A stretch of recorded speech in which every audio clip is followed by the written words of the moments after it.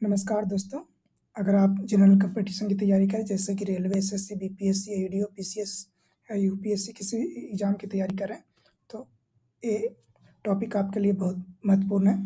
और आज हम बात करेंगे emergency provision in the Indian constitution. Bharat के संविधान में जो आपातकाल का प्रावधान है उसके बारे में पढ़ेंगे। तो चलिए शुरू करते हैं। आपातकाल कौन से भाग में है? तो पार्ट 18 यानी कि भाग 18 में है। यहाँ पे देख सकते हैं भाग 18 में। और कौन से देश से लिया गया है? तो ये जर्मनी से लिया, जिसको बीमर भी बोलते हैं इंग्लिश में। जर्मनी से लिया गया है जिसको बीमर भी बोलते हैं। और बात करेंगे इमरजेंसी का तो कौन से आर्टिकल में 352 से लेकर 360 तक है। कौन से संविधान से लिया गया? तो जर्मनी से लिया गया, जर्मनी से लिया गया।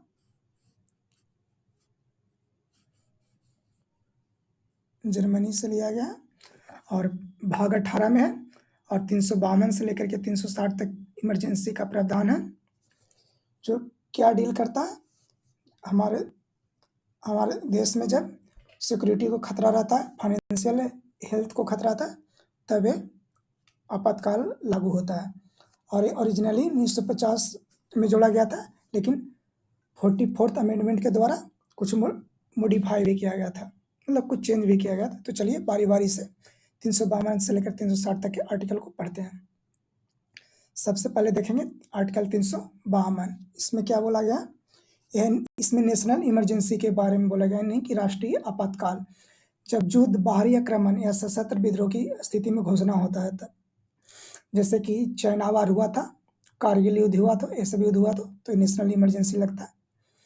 नेशनल इमरजेंसी यहाँ पे देख सकते हैं, national emergency proclamation of emergency due to war, मतलब जब युद्ध होता है या एक्सटर्नल एग्रेशन, मतलब बाहरी आक्रमण या आर्म्ड रिविलियन, मतलब सशस्त्र विद्रोह। राष्ट्रीय आपातकाल कब होता है? जब युद्ध, बाहरी आक्रमण या सशस्त्र विद्रोह की स्थिति में होता है, तब ये घोषणा होता है किसकी? राष्ट्रीय आपातकाल के। राष्ट्रीय आपातकाल कौन से आर्टिकल में?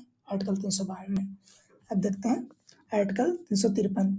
तीन जो आर्टिकल है महत्वपूर्ण है, वो आर्टिकल 352, एक है 356, एक है 307। ये तीनों याद रखना इंपॉर्टेंट है। आर्टिकल 352, 356, 360। तो चलिए 353 को देखते हैं। 353 में क्या?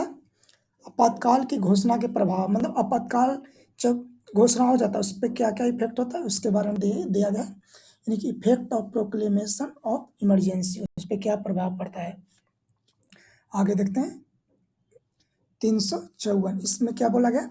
आपातकाल के दौरान राजस्व वितरण से संबंधित प्रावधानों का प्रयोग, application of provision relative to distribution of revenue during emergency, मतलब इमरजेंसी के दौरान कैसे फाइनेंशियल डिस्ट्रीब्यूशन होगा, वित्तीय आदान प्रदान होगा, उसके बारे में दिया गया किसमें? आर्टिकल 354 में। अब देखते हैं 355। इसमें क्या बोला गया? राज्यों की रक्षा करना केंद्र का कर्तव्य है। जब इमरजेंसी हो जाता है तो राज्य की रक्षा कौन करेगा? केंद्र करेगा। Duty of the union to protect state against external aggression and internal disturbance. जब आंतरिक गतिविधियां, मतलब कि देश के अंदर में कुछ ऐसी गतिविधियां उत्पन्न हो जाती है जिससे देश के अंदर फाइनेंशियल प्रॉब्लम हो सकते हैं, सिक्योरिटी प्रॉब्लम हो सकती है। ये सब प्रॉब्लम जब आती है राज्य में तो कौन देखेगा? केंद्र देखेगा। यही आर्टिकल 355 में दिया गया। अब देखते हैं आर्टिकल 356। आर्टिकल 356 में क्या है? राष्ट्रपति शासन, राज्यों में संवैधानिक तंत्र की विफलता की स्थिति, प्रेसिडेंट रूल। प्रेसिडेंट रूल कौन सा आर्टिकल में? 356 में, यानी कि प्रेसिडेंट रूल है 356 में। सबसे पहले प्रेसिडेंट रूल कहाँ लागू किया गया था? पंजाब में। और बात की जाए बिहार की, तो बिहार में अभी तक 8 बार प्रेसिडेंट रूल हो चुका है, और लगता है पहली बार 1968 के आसपास लागू हुआ था।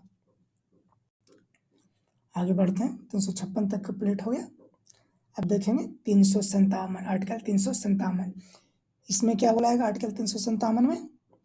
इसमें बोला गया राष्ट्रपति शासन के दौरान विधायी शक्तियों का प्रयोग, मतलब राष्ट्रपति शासन के दौरान जो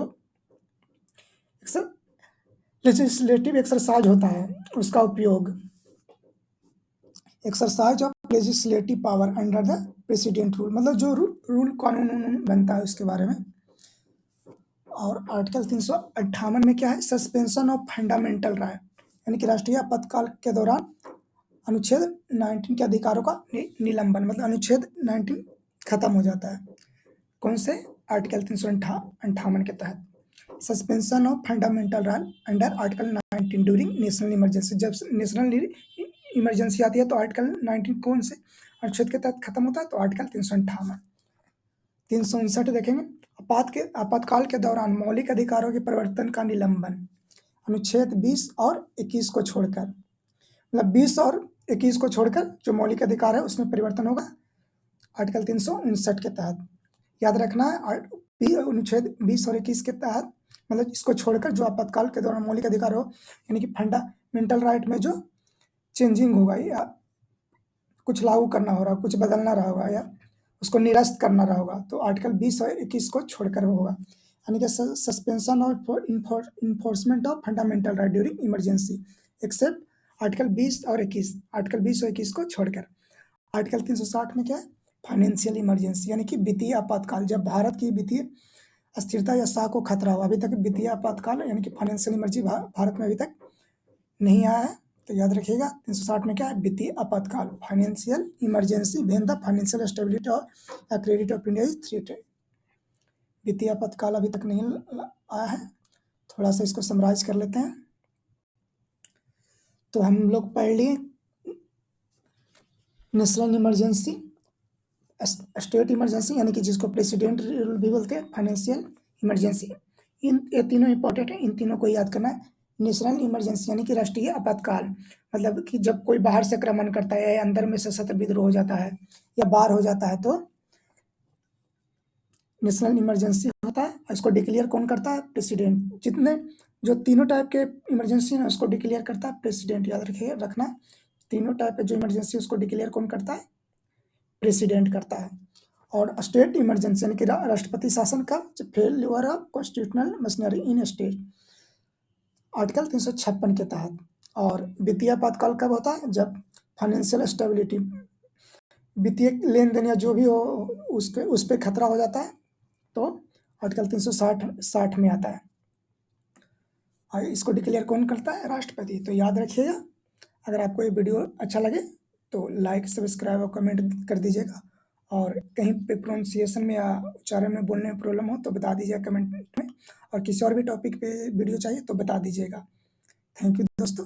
और चलिए तो आज इसे ख़त्म करते हैं और दूसरा टॉपिक लेके आएंगे बहुत जल्दी।